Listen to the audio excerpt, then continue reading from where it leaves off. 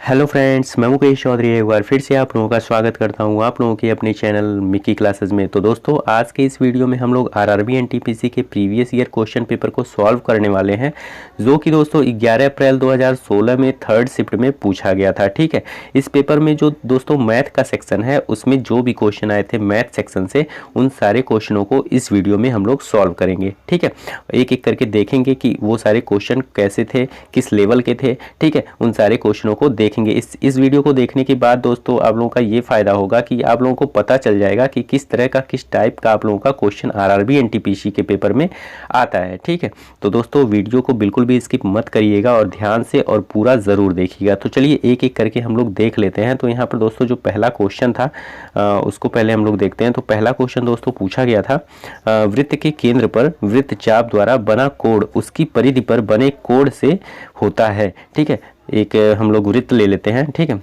अब यहाँ पर दिया गया है वृत्त के केंद्र पर, यहाँ पर केंद्र है, इसके वृत्त पर चाप द्वारा, ठीक है, यहाँ पर चाप द्वारा बने कोण, मतलब केंद्र में जो बना कोण है, ठीक है, उसके बाद से उसकी परिधि पर बने कोण। ठीक है, यहाँ पर एक परिधि है, ये परिधि कहलाता है। ठीक है, ये परिधि पर बने कोण से कितना होता है। ठीक है, तो यहाँ पर जो परिधि पर बना कोण है और केंद्र पर बना कोण है, अगर मान लेते हैं ये x है तो ये 2x होगा। हमेशा ये केंद्र पर बना कोण जो होगा वो दुगना होगा परिधि पर बने कोण के। ठीक है, तो 2x होगा। ठीक है, तो यहाँ पर C वाला आप लोगों का राइट आंसर हो जाएगा दुगना। ठीक है, तो यहाँ पर दोस्तों आप लोगों का C वाला सही हो जाएगा। ओके, तो चलिए देखते हैं नेक्स्ट क्वेश्चन।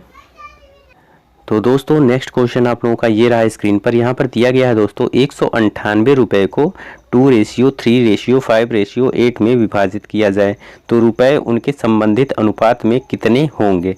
ठीक है, तो आप लोगों को कुछ करना नहीं है, इस रेशियो को लिख लेना है 2:3:5:8। अब इसको क्या करेंगे, ऐड कर लेंगे। ठीक है, ऐड करने पे कितना आएगा, 18 आएगा। अब यहाँ पर दिया गया है टोटल जो रुपए हैं, ठीक है, जो टोटल रुपए हैं इसको 18 से डिवाइड कर देना है, तो 198/18 कर देना है। जब इसको डिवाइड आप लोग करोगे तो 11 से डिवाइड हो जाएगा। ठीक है, अब ये 11 से डिवाइड हो गया। अब क्या करोगे आप लोग, यहाँ पर जो रेशियो दिया गया है उसमें सारे में 11 से मल्टीप्लाई कर लोगे, तो 2 में मल्टीप्लाई करोगे इंटू 11 करोगे तो आ जाएगा आप लोगों का 22। 3 में करोगे इंटू 11 तो आप लोगों का आ जाएगा 33।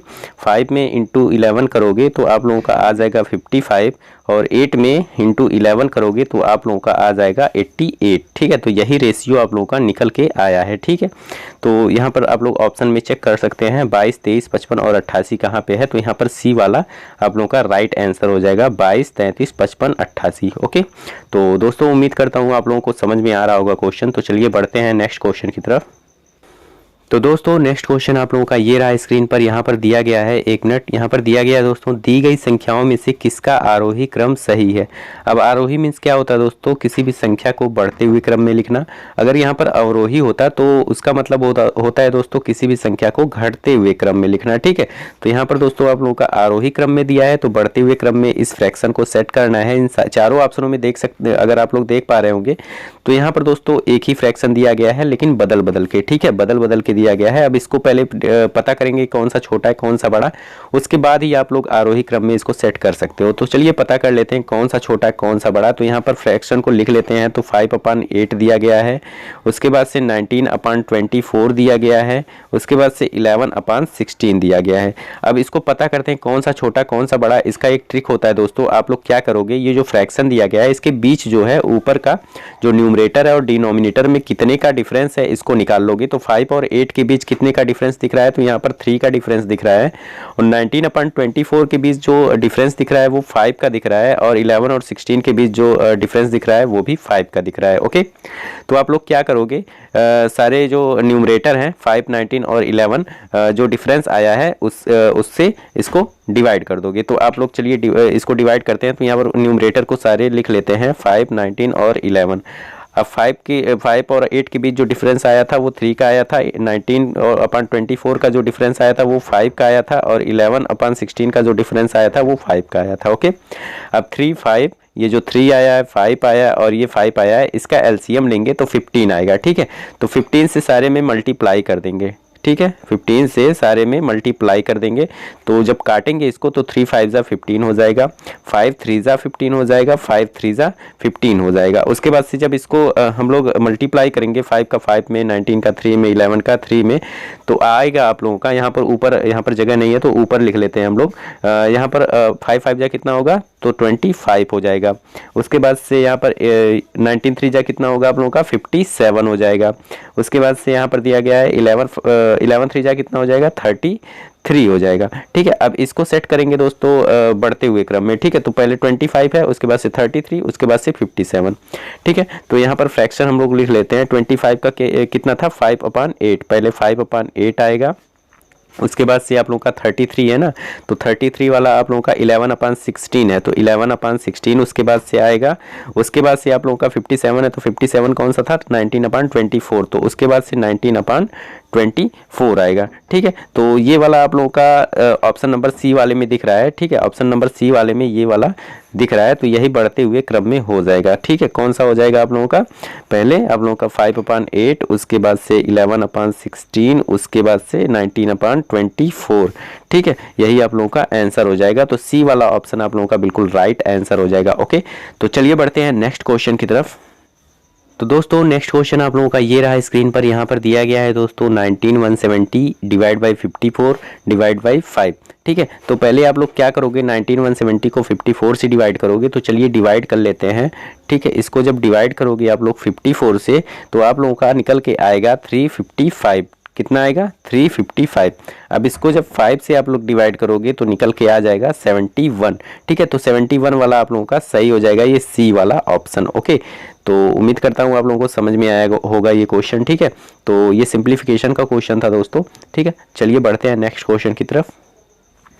तो दोस्तों नेक्स्ट क्वेश्चन आप लोगों का ये रहा स्क्रीन पर। यहाँ पर दिया गया है दोस्तों एक ट्यूब में 2 छिद्र हैं। अकेला पहला छिद्र जो है वो ट्यूब को 29 मिनट में खाली करता है, और अकेला जो दूसरा छिद्र है वो ट्यूब को 6 मिनट में खाली करता है। यदि रिसाव एक निश्चित दर से हो रहा है तो दोनों छिद्र के द्वारा मिलकर ट्यूब कितनी देर में खाली हो जाएंगी। ठीक है, तो इसमें दोस्तों आप लोग अगर इसको क्वेश्चन को पढ़ पा रहे होंगे तो इसमें दोस्तों क्लियर दिया गया है।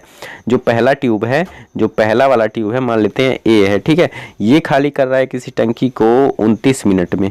ठीक है, और बी वाला जो दूसरा ट्यूब है वो खाली कर रहा है 6 मिनट में। ठीक है, अब इन दोनों का जब आप लोग एलसीएम निकालोगे ना तो 174 आ जाएगा।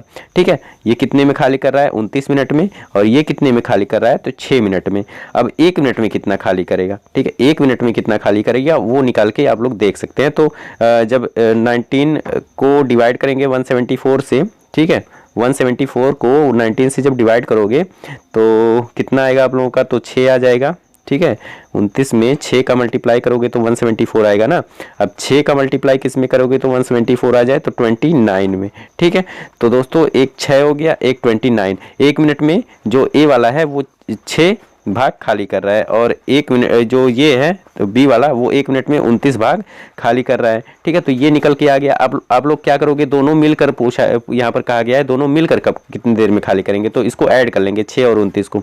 तो 6 + 29 जब आप लोग करोगे तो ये निकल के आ जाएगा आप लोगों का 35। कितना आ जाएगा 35। अब 174 को 35 से डिवाइड कर दोगे, तो 35 से जब डिवाइड करोगे तो आप लोगों का आ जाएगा निकल के यहाँ पर 4 × 334/35। ये वाला आप लोगों का आंसर हो जाएगा। ठीक है, 4 × 34/35। तो ये आप लोगों का डी वाला ऑप्शन यहाँ पर दिख रहा है। डी वाला ऑप्शन आप लोगों का बिल्कुल राइट आंसर हो जाएगा, 4 × 34/35। ओके, तो यहाँ पर डी वाला ऑप्शन आप लोगों का राइट आंसर हो जाएगा। ओके, चलिए बढ़ते हैं नेक्स्ट क्वेश्चन की तरफ। तो दोस्तों नेक्स्ट क्वेश्चन आप लोगों का ये रहा स्क्रीन पर। यहाँ पर दिया गया है दोस्तों 3 कोष्टक में x - 2 माइनस, फिर कोष्टक में x - 2 को सरल कीजिए। मीन्स सिंप्लीफिकेशन का क्वेश्चन है। इसको आप लोग एज इट इज इसको उतार लीजिएगा। 3x - 2 minus x - 2। अब 3 का मल्टीप्लाई पहले वाले कोष्टक में करेंगे तो इसको जब कोष्टक को खोलेंगे तो 3x हो जाएगा, माइनस 3 दूना 6, उसके बाद से इस कोष्टक को खोलेंगे तो -x हो जाएगा, उसके बाद से माइनस माइनस प्लस हो जाएगा, उसके बाद से 2 हो जाएगा।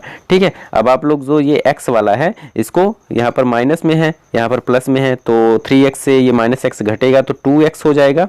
उसके बाद से ये माइनस में, ये प्लस में है, ये नंबर वाला 6 माइनस में और 2 प्लस में है, तो ये जब घटेगा तो आप लोगों का आ जाएगा -4। तो 2x -4 कहीं पर दिया गया है, तो यहाँ पर डी वाला ऑप्शन आप लोगों का देखिए 2x -4, ये वाला आप लोगों का बिल्कुल राइट आंसर हो जाएगा। ठीक है, तो इसी तरह का दोस्तों क्वेश्चन आता है हमारे आरआरबी एनटीपीसी में, तो हम उम्मीद कर रहे हैं कि आप लोगों को आइडिया लग रहा होगा कि किस तरह का आरआरबी एनटीपीसी में जो मैथ के सेक्शन से क्वेश्चन आते हैं वो किस तरह के आते हैं। ठीक है, तो चलिए बढ़ते हैं नेक्स्ट क्वेश्चन की तरफ। तो दोस्तों नेक्स्ट क्वेश्चन आप लोगों का ये रहा, यहाँ पर दिया गया है दोस्तों, एक डाटा के सेट का प्रसरण जो है वो 81 है, तो डाटा का मानक विचलन ज्ञात कीजिए। तो आप लोगों का क्या करना है, मानक विचलन ज्ञात करने के लिए देखिए दोस्तों, ये किसका स्क्वायर है, ठीक है 9 का स्क्वायर है। ठीक है, 9 का स्क्वायर ये 81 है, तो आप लोगों का 9 ही आंसर हो जाएगा आप लोगों का। ठीक है, तो बी वाला ऑप्शन आप लोगों का बिल्कुल राइट आंसर हो जाएगा। बहुत ही ईजी क्वेश्चन था, आप लोग देखते ही इसको टिक कर सकते हो, तो थर्ड का बी आप लोगों का राइट आंसर हो जाएगा 9। ओके, तो चलिए बढ़ते हैं नेक्स्ट क्वेश्चन की तरफ। तो दोस्तों नेक्स्ट क्वेश्चन आप लोगों का ये रहा, तो यहाँ पर दिया गया है दोस्तों, रंजन 4% की वार्षिक चक्रवृद्धि ब्याज की दर से 7500 रुपये उधार लेता है। ठीक है, 7500 उधार लिया है लेकिन 4% की वार्षिक चक्रवृद्धि ब्याज पर। ठीक है, अब 2 वर्षों के लिए चक्रवृद्धि ब्याज क्या होगा 4% की चक्रवृद्धि ब्याज पर। ठीक है, तो 7500 का ये 4% की चक्रवृद्धि ब्याज पर 2 वर्षों की चक्रवृद्धि ब्याज केवल निकालना है, ना कि 7500। ठीक है, तो 7500 पे 2 वर्ष के लिए चक्रवृद्धि ब्याज कितना देना पड़ेगा उसको, तो उसको निकालना है, ये कहा है क्वेश्चन में। ठीक है, तो आप लोग क्या करोगे, यहाँ पर चक्रवृद्धि ब्याज अगर कंपाउंड इंटरेस्ट निकालने का एक फार्मूला अगर 2 वर्ष का कहा है तो 4% का है। ठीक है, तो एक वर्ष में 4 लग रहा है, तो दूसरे वर्ष में क्या लगेगा, तो उसको निकालने के लिए आप लोग क्या करोगे, यहाँ पर 4 लिख लोगे प्लस 4 और लिख लोगे, 2 वर्ष का है ना इस वजह से। उसके बाद से आप लोग क्या करोगे, यहाँ पर प्लस, उसके बाद से 4 × 4 अपान 100 कर लोगे। उसके बाद से इसको ऐड करोगे तो 4 4 8 हो जाएगा, प्लस यहाँ पर 4 4 जा 16 हो जाएगा। जब 100 से उसको डिवाइड करोगे तो 0.16 आ जाएगा। कितना आ जाएगा 0.16। जब इसको ऐड करोगे तो 8.16% आ जाएगा। ठीक है, 2 वर्ष में इतना परसेंट ब्याज लगा होगा 8.16%। किस पर, 7500 पे। तो आप लोग क्या करोगे, 7500 का 8.16% निकाल लोगे। चलिए निकालते हैं। तो यहाँ पर दोस्तों आप लोग क्या करोगे, 7500 गुणे 8.16 का परसेंट निकालोगे तो 100 करोगे। उसके बाद से आप लोग क्या करोगे, यहाँ पर दोस्तों जब आप लोग इसको काटोगे ना तो आप लोगों का निकल के आएगा 612। ठीक है, कितना आएगा 612। ठीक है, तो यही आप लोगों का बिल्कुल राइट आंसर हो जाएगा। तो आप लोगों का देखिए यहाँ पर ए वाले ऑप्शन में 612 रुपए हैं। ठीक है, तो ये वाला आप लोगों का राइट आंसर हो जाएगा। 7500 रुपए में 2 वर्षों की जो वार्षिक चक्रवृद्धि ब्याज है 2 वर्ष की, वो आप लोगों का 612 रुपए है। ओके, तो यहाँ पर दोस्तों ए वाला ऑप्शन यहाँ पर 4 वाले में दिया गया है, तो ये वाला आप लोगों का बिल्कुल राइट आंसर हो जाएगा। ओके, चलिए बढ़ते हैं नेक्स्ट क्वेश्चन की तरफ। तो दोस्तों नेक्स्ट क्वेश्चन आप लोगों का ये रहा, ये भी सिंप्लीफिकेशन का ही क्वेश्चन है। इसको दोस्तों पहले आप लोग बोर्ड मास के रूल से लगाएंगे। ठीक है, पहले आप लोग भाग करेंगे, उसके बाद से माइनस करेंगे। ठीक है, इसको डिफरेंस करेंगे, डिफरेंशिएट करेंगे। ठीक है, सब्सट्रैक्ट करेंगे। पहले आप लोग डिवाइड कर लेंगे, उसके बाद से सब्सट्रैक्ट करेंगे। तो पहले डिवाइड कर लेते हैं। तो 5886 अपान 654। जब इसको आप लोग काटोगे तो आप लोग 9 बार जाएगा। 654 से जब काटोगे तो 9 बार जाएगा। ठीक है, अब 9 आ गया तो 9 - 3 जब आप लोग करोगे तो आप लोगों का आएगा निकल के 6। ठीक है, तो 6 आप लोगों का बिल्कुल राइट आंसर हो जाएगा, बी वाला। ओके, तो बी वाला आप लोगों का दिया गया है यहाँ पर थर्ड वाले में। ठीक है, तो थर्ड वाला आप लोगों का बिल्कुल राइट आंसर हो जाएगा। ओके, तो चलिए बढ़ते हैं नेक्स्ट क्वेश्चन की तरफ।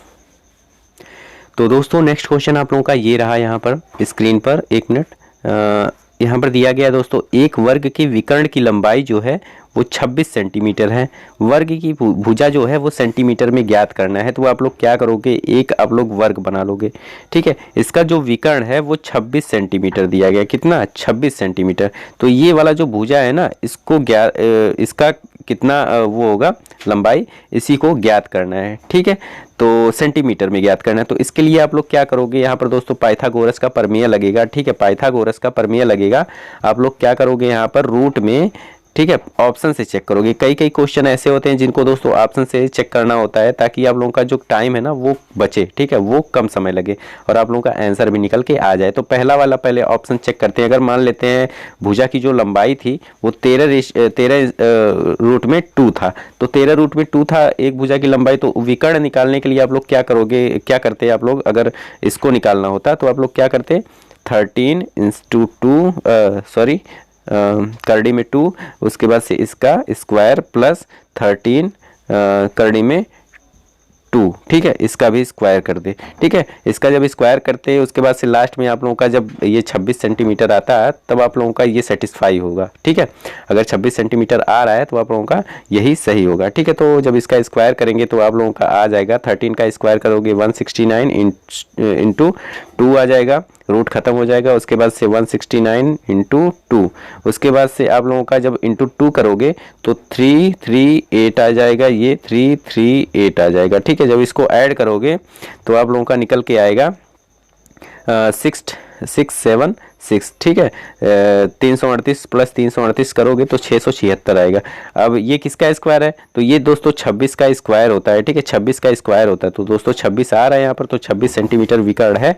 तो ये ए वाला ऑप्शन जो है वो सेटिस्फाई कर रहा है इस क्वेश्चन को। ठीक है, तो दोस्तों आगे का जो क्वेश्चन है वो मैं अगले पार्ट में दूंगा। ठीक है, जो अगला वीडियो में लाऊंगा उसमें आप लोगों का आगे का क्वेश्चन, जो भी क्वेश्चन बचे हैं उसमें मैं करवाऊंगा। ताकि दोस्तों मैं इसलिए कर रहा हूं ताकि आप लोगों का जो वीडियो है वो ज़्यादा लंबा ना बने और आप लोगों को आसानी से समझ में आए। ठीक है, तो दोस्तों अगले वीडियो का जो अगले पार्ट का जो लिंक है वो मैं दोस्तों इस वीडियो के डिस्क्रिप्शन बॉक्स में दे दूंगा, वहाँ से आप लोग जाके उस वीडियो को देख सकते हैं। ठीक है, तो चलिए मिलते हैं हम आपको अगले पार्ट में, तब तक के लिए दोस्तों धन्यवाद।